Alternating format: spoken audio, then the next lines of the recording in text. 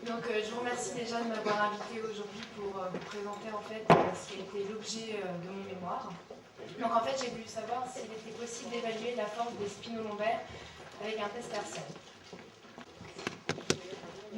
Déjà, je voulais vous expliquer pourquoi je me suis intéressée à ces muscles-là. En fait, au départ, quand j'ai cherché un sujet de mémoire, j'ai voulu m'intéresser aux personnes lombalgiques. Et puis quand j'ai fait mes recherches en fait dans la littérature, je me suis rendu compte qu'on associait beaucoup les épisodes lombalgiques avec une atrophie des spinolombaires. À ce moment-là, dans les études, je me suis rendu compte qu'ils essayaient de quantifier cette atrophie, savoir à quel point ils étaient déficitaires. Alors ils utilisaient en fait l'isocinétisme, qui est une machine très coûteuse, ou alors même des dynamomètres, par exemple à traction ou à pression. Et puis à côté de ça, j'ai pu trouver une étude donc, avec l'aide de M. Roland Braun, une étude donc, qui quantifiait en fait la force du quadriceps au niveau du genou avec un pèse-personne. Et alors il nous est venu l'idée de savoir si c'était possible d'associer les deux, si on pouvait en fait quantifier cette faiblesse musculaire avec un pèse-personne. Donc mes objectifs sur mon étude étaient déjà de 3 points. Je voulais savoir si tout simplement on pouvait déjà ressortir une norme sur ma population ciblée. Ensuite, je voulais savoir si le pèse-personne pouvait être reproductible en inter- et en intra-évaluateur. Et puis surtout, si l'outil était concordant, si on pouvait le comparer en fait à un outil de référence. Donc mon étude en fait s'est déroulée sur 33 sujets. Alors comme je vous l'ai dit avant, je m'intéressais aux personnes lombalgiques. Malheureusement, lorsque j'ai effectué mon mémoire, je n'ai pas pu avoir cette population cible. Donc en fait, j'ai utilisé déjà des sujets que j'appelais des sujets sains. Donc c'était les étudiants de première année de l'école de kiné ici, donc entre 18 et 28 ans. Donc déjà faire l'étude sur une population saine, et puis après voir si on pourrait poursuivre en fait ce même type d'études sur là des sujets lombalgiques, parce que c'est quand même l'objectif au départ. Donc mon étude, il fallait bien comparer le pèse-personne à un autre outil de mesure, classé comme un outil de référence. Donc j'ai utilisé le dynamomètre à traction type Tinetec qui était fourni par l'école. Et ensuite, pour comparer donc les deux tests, il fallait une position de référence. Donc j'ai choisi, on connaît tous le test de Sorensen qui en fait évalue les spinolombaires, mais là dans le temps, où le patient est placé donc en procubitus bout de table, comme vous pouvez le voir là en fond de la diapositive, avec donc le tronc qui est en dehors de la table et les membres inférieurs sont fixés par 3 sangles. Ce que j'ai rajouté en fait, c'est un tabouret qui permet d'avoir une position de repos pour le sujet. Donc je le plaçais en fait au niveau du torse du patient. Et puis pour comparer toujours mes deux outils, il me fallait un point d'application de la résistance qui soit les mêmes pour le pèse-personne et pour le dynamomètre. Donc je l'ai placé au niveau de l'épineuse de T12, parce que comme je m'intéressais spécifiquement au spinolombaire, il m'a semblé logique en fait de mettre la résistance à ce niveau, mais ça a été arbitraire. Et puis je m'intéressais donc à une contraction surtout de type statique et une contraction maximale. Donc pour favoriser le recrutement des unités motrices, j'ai demandé à mes patients d'effectuer une contraction musculaire maximale pendant 6 secondes. Et puis comme je vous l'ai dit juste avant, je voulais savoir si le pèse-personne était reproductible aussi en inter-évaluateur, donc j'ai demandé à une personne extérieure à mon étude d'être un deuxième évaluateur. Donc au départ, j'ai effectué des pré-tests sur à peu près une dizaine de personnes pour justement savoir tous les points que je vous ai cités juste avant, comment positionner mon sujet, où appliquer la résistance, et une fois que tout ça a été établi, j'ai effectué mon protocole. Alors en fait, j'ai demandé à mes sujets de venir 2 fois.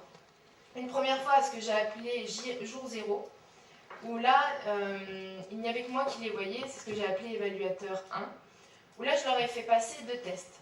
Les tests dynamométriques et tests au pèse-personne. Alors, ça a été fait de façon randomisée, c'est-à-dire que la moitié de mes sujets ont commencé par le pèse-personne et l'autre par le dynamomètre. Alors, ceci permettait en fait d'avoir tout simplement la concordance entre les 2 tests. Et puis, je leur demandais de revenir donc une deuxième fois, ce que j'ai appelé jour 0, où là il y avait le second évaluateur avec moi et on passait en fait que le test au pèse-personne. Il n'y avait plus du tout de test au dynamomètre. Et ça me permettait d'obtenir donc la reproductibilité inter-évaluateur. Et puis donc en comparant jour 0 et jour 7 pour l'évaluateur numéro 1 au test OPES Person, on avait la reproductibilité intra-évaluateur. Donc ça répondait en fait à mes 3 questions de base. Donc le test au dynamomètre au départ, comment il s'est effectué? Donc vous pouvez le voir là sur la diapositive. Donc le sujet est placé, comme je vous l'ai dit précédemment, dans la position de Sorensen. Ce que je n'ai pas précisé, c'est que lors de mes prêtages, je me suis rendu compte qu'il fallait en fait placer le tronc du sujet légèrement en dessous de l'horizontale, à environ 10 degrés, pour que, là comme vous le voyez, il y a une sangle, et en fait il y a une impaction des tissus mous qui s'effectue. Pareil pour le test OPES Person, comme vous allez le voir tout à l'heure. Donc pour éviter ça, et pour être au moment de force maximale des spinolombaires lors de la contraction, je me suis placée juste en dessous pour qu'après impaction des tissus mous, on se retrouve bien à l'horizontale. Et alors bien sûr, il fallait que le sujet garde le tronc bien droit. C'était une des compensations possibles, il ne fallait pas que le sujet creuse ou bombe le dos. Et donc on demandait au sujet de décoller en fait du tabouret, et donc il tirait sur la sangle, et le kinésithèque mesurait alors la force exercée par le sujet. Ensuite, le test OPES Person. Alors, comme vous pouvez le voir ici, en fait, la position est exactement la même, sauf que là, il n'y a plus de kinésithèque qui est fixé au sol. Par contre, on a l'évaluateur et on a le PES Person qui est juste ici. Donc, en fait, comment se déroule ce test? Au départ, l'évaluateur va se peser, tout simplement, comme une pesée qu'on ferait chez nous. Et donc, il va relever son poids. Et ensuite, il va se replacer donc, dans cette position, bien à l'aplomb du point d'application de la résistance, donc au niveau de l'épineuse de T12. Et il va demander au sujet, pareil, la même consigne, de se décoller du tabouret, toujours en gardant le dos bien droit. Et en fait, il va pousser du coup sur les mains de l'évaluateur, qui, si l'évaluateur a bien été monobloc, mais ça je vous le préciserai après, va en fait se soulager d'un certain poids sur le PES Person. Et donc on va avoir une nouvelle mesure du poids soulagé par la force du sujet. Donc en faisant la différence entre le poids initial de l'évaluateur et le poids à ce moment précis pendant la contraction musculaire, on obtient en fait le nombre de kilos que le sujet est capable de soulever. Donc je précise toujours, c'est bien une contraction maximale que je demandais, c'était une contraction isométrique. Donc au niveau des résultats de mon étude, donc j'ai d'abord pu obtenir en fait une norme, une moyenne sur la totalité de mes sujets. Par contre, c'est une population dite saine, je le précise toujours. Donc j'ai obtenu en fait 33 kg de moyenne pour les hommes et 25 kg pour les femmes. Alors ça reste quand même malgré tout des petits échantillons, donc c'est à prendre avec modération. Ça donne malgré tout une norme d'idée. Et puis on retrouve en fait ce qu'on a dans la littérature, c'est-à-dire que les hommes sont plus forts que les femmes.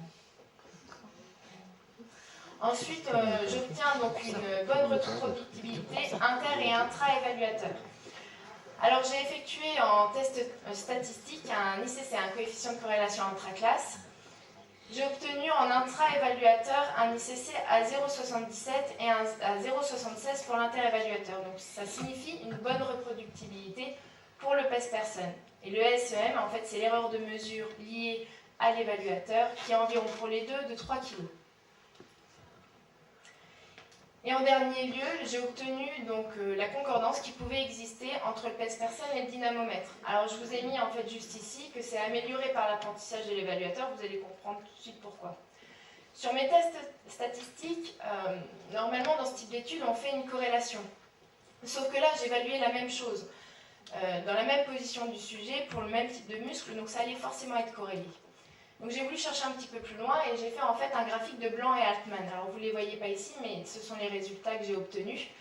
Ce graphique de Blanc et Altman part du principe qu'en fait le dynamomètre et le PES Person vont être concordants s'ils donnent exactement la même mesure pour un même sujet.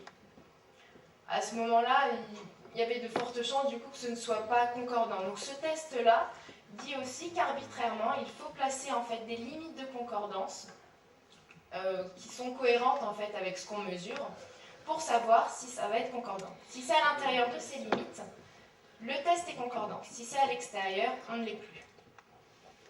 Donc là, vous pouvez voir, ce sont mes limites de concordance qui ont été calculées par le Blanc et Altman. Les miennes que j'ai fixées arbitrairement étaient de plus ou moins de 4 kg. Donc là, en fait, sur la totalité de mes sujets, on voit qu'on est à plus et moins 10 kg, donc on est franchement en dehors des limites de concordance fixées arbitrairement. Donc au départ, la conclusion pouvait être de dire ce n'est pas concordant. Malgré tout, je me suis rendu compte que lorsque j'ai effectué mes tests, en fait, au début, j'avais du mal à prendre en main le test personne. C'est facile de se peser dans la journée, on sait tous le faire, mais l'évaluer pour quantifier une force musculaire, finalement, il n'y a pas beaucoup d'études qui aident à savoir comment doit se dérouler ce test. Et c'était un petit peu un challenge, et les premières mesures, en fait, il y avait une perte de force au niveau de mes coudes, je ne savais pas exactement comment je devais me positionner par rapport à la force que développait le sujet. Donc il a fallu que je m'adapte. Et au fur et à mesure de mes mesures, j'avais l'impression de maîtriser en fait le pèse personne, de savoir vraiment comment m'adapter, comment me positionner. Et donc j'ai voulu savoir si ça se ressentait sur mes résultats statistiques. Et en effet, j'ai divisé donc mes sujets en deux, les premiers sujets vus et les derniers. Sur les premiers sujets vus, on voit qu'on est toujours très en dehors, voire même plus, en dehors des limites de concordance. Mais quand on regarde les derniers sujets, on se rapproche franchement des limites de concordance fixées arbitrairement. Voire là, on y est carrément. On est à moins 4 kg et là à plus 8 kg. Sachant que je précise, le plus 8 kg était dû en fait à un sujet qui a présenté des douleurs pendant les tests. Parce qu'il était dans mes critères d'inclusion, je l'ai gardé, mais voilà, il présentait des douleurs, sinon on passait à plus 6 kg. Donc en fait, ce qu'on peut en conclure, c'est déjà tout simplement que par la reproductivité mise en évidence, le pèse personne peut être utilisé pour un suivi entre thérapeutes, lorsqu'il y a une reprise de patients entre collègues, ou même pour un même thérapeute, tout au long du suivi d'un traitement, pour connaître en fait l'efficacité de notre prise en charge. Et puis surtout, il faut savoir utiliser correctement le pèse personne pour pouvoir le comparer à un autre outil de mesure. C'est-à-dire qu'en fait, le thérapeute doit avoir été éduqué à savoir comment quantifier cette force. Alors c'est pour ça, ça a été en fait l'objectif notamment de ma soutenance. J'ai mis en place un mode d'emploi, si vous voulez le voir, je vous le montrerai après, je l'ai sur papier.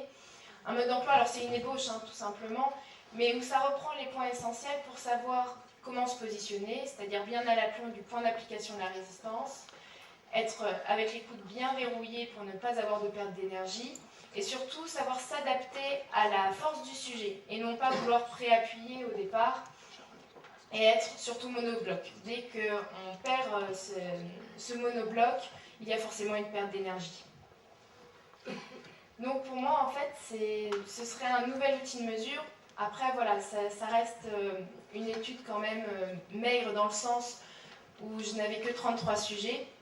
Mais je pense qu'il y a matière à développer. C'est un outil qui est simple quand on sait l'utiliser, qui est pratique, parce qu'on en a tous un dans notre cabinet ou dans notre lieu d'exercice. Et puis surtout, il est accessible, parce qu'entre payer une machine d'isocinétisme et payer un pèse personne, il y a quand même une sacrée différence. Donc voilà, je pense qu'il y a matière à développer sur le pèse personne et notamment sur la pathologie après, pour pousser plus loin. Et puis alors, je vous ai mis cette petite image pour vous montrer en fait qu'il existe toutes sortes de pèse personne. Ça va du pèse personne mécanique au pèse personne qui est capable de projeter donc, la mesure sur le mur. Donc en plus, la technologie fait avancer les choses pour nous faciliter la lecture lors de ce test. Donc voilà. Je vous remercie de votre attention.